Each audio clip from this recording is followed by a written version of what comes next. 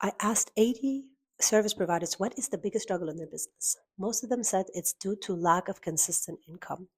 When you dig a bit deeper, you realize that that happens due to a lack of a sales process. What is the sales process? Let me tell you. But first, my name is Aliyah. I'm a business and marketing consultant, and I help service providers go from low cash income months to consistent 5K months. So, what is a sales process? A sales process is where you walk your traffic or your community or your followers through a customer journey and through a sales funnel to walk them through and to persuade them and to create messages in order to get them to go from a cold audience into a warm prospect, into a potential client, into a signed client. So we need a sales process in order to walk them through this customer journey.